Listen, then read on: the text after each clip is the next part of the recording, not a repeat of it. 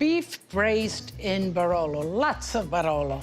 And you know, it sounds daunting. It might look daunting, but it's one of the simplest things to make. Of course, you gotta choose the right product. So, to braise for 3 hours, you don't need a filet of beef. This is a chuck roast, that's fine. I love the flat iron piece also, which is up from the shoulder. These are pieces that have some cartilage, that have some marbling, and they are the best because once they cook, they kind of break down. Almost fork tender you want them. So here we have the pot. What you need, you know, for braising 3 hours and perking away, you need a nice braising pot, if you will, that's thick, that the heat goes around evenly. You need a deep one because we're gonna put this big piece of meat, all those vegetables. Let's season the meat. This is a big piece of meat, so we can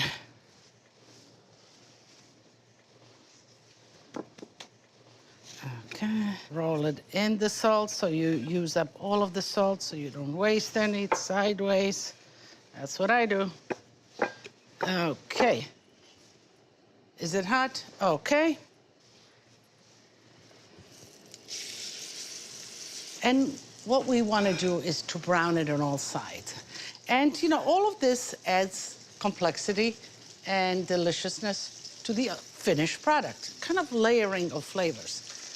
The salt, the browning, then we'll brown the vegetables, and then we'll put all of this. Porcini, for me, for us Italians, the dry porcini are a great element and deliver a lot of flavor to our soups, to our braisings.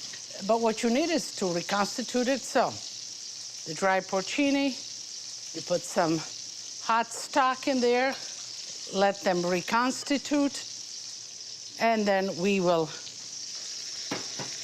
put all of this in with the braising.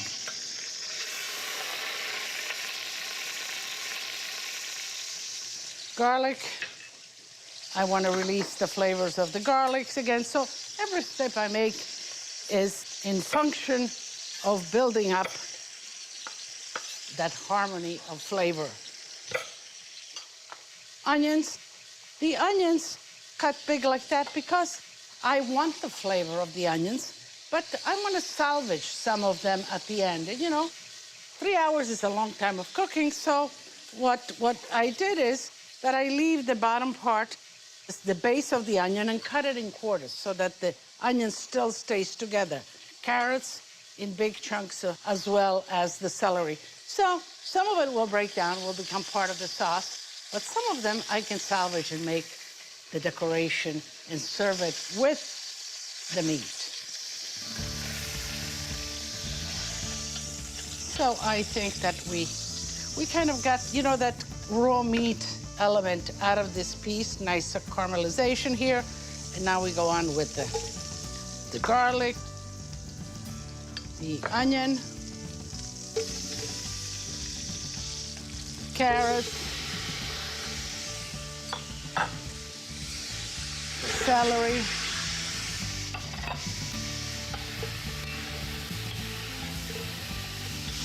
so let me put the meat back in there. And, of course, the Barolo. 2 full bottles. And then you need another 2 or 3 at least to eat this. So, you know, you gotta be stocked on your Barolo for this dish. And it's a great wine, full of body, full of complexity. But if you have any other red wines that you like, Cabernet, Merlot, by all means, you can use those. So let's...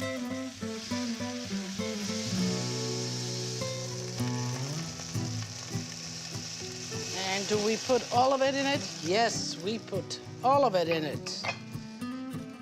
A little bit of peppercorns, a few gratings of nutmeg, and the porcini. So let me just give them a rough chop.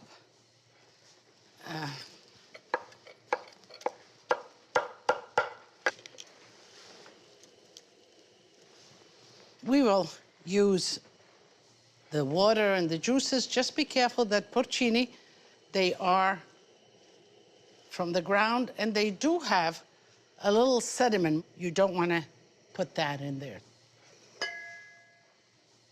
Herbs, rosemary and sage, you throw it right in. I love being in touch with you, and I especially love when you go to Ask Lidia on my social media. So I have a question from Rob Windor from North Babylon, New York. And Rob writes, how much liquid do you use for braising, Lidia? Do you cover the entire meat or only use a little liquid? Bob, cover the whole meat, 3 hours of braising. You need that liquid, and that's gonna be your sauce. So I have some hot stock. Let's put enough of the stock that just about covers the meat. You bring it to a boil right on top of the stove like this. And once it is boiling, you cover it. You put it in a 350-degree preheated oven, and you let it perk away for 3 hours. Braising is a great way of utilizing those secondary cuts of meat, which I love, whether it's the shank of beef, or is the shoulder of lamb, or is the neck of lamb. You get the gelatinous kind of end, finger-sticking good stuff in it. The sauce that it makes is delicious. You can dress pasta, polenta. You can kind of really harmonize the flavors. So the beef in Barolo is out of the oven. I kept it perking here, but I think it is ready and done. Let's pull out the meat. Okay, as you can see, it almost halved in size. Let's see what vegetables I can fish out of here. Now keep in mind, you know, Barolo red wine, everything has a darker color, but you gotta keep in mind the flavor. It's delicious. I am fishing. I am fishing. Let's see what else is in here. Okay, some more of the... Yeah, the onions kind of all fell into the sauce, but we're gonna have a better sauce. So that's the meat. Let's keep that warm. I have to strain the sauce because we have in here the rosemary, the sage, the peppercorn. We need to remove all of that, strain it from the sauce.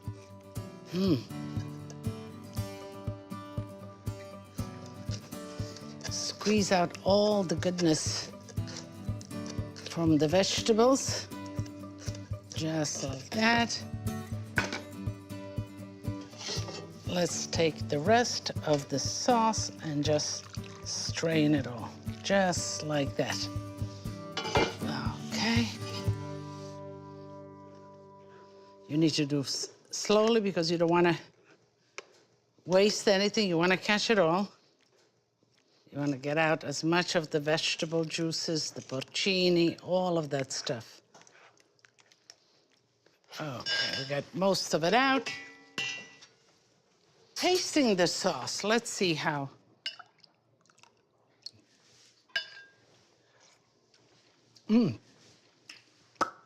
Delicious. But I wanted a little bit more viscous, if you will.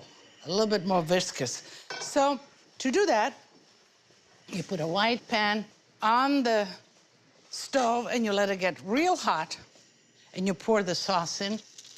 Not all of it. You do it in batches and you reduce it to the consistency that you like.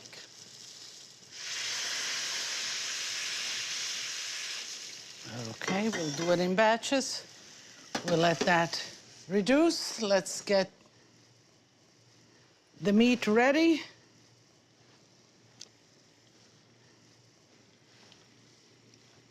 Okay.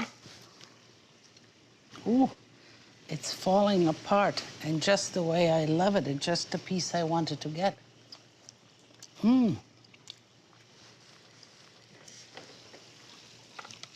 Right. Okay.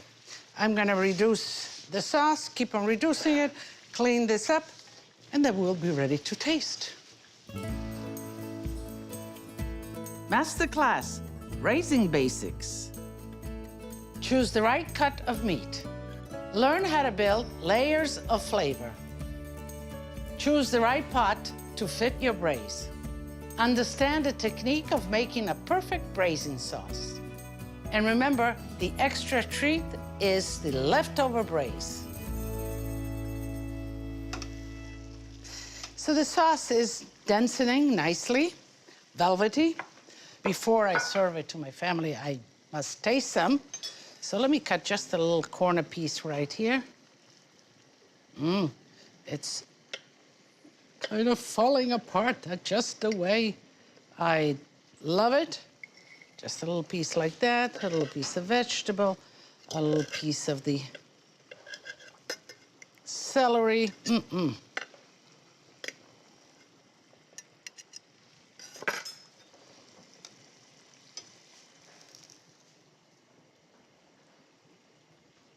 Now the proof is in the pudding. Yes. I mean, you know, you need a fork, but you don't need a knife here. This is great. Just the way, I mean, I love braising meats. I love braising anything, you know, that mellowness comes out and that kind of really homey feeling, smell, being love feeling. So let me taste. And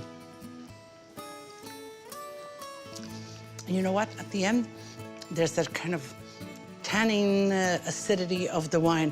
It is just delicious.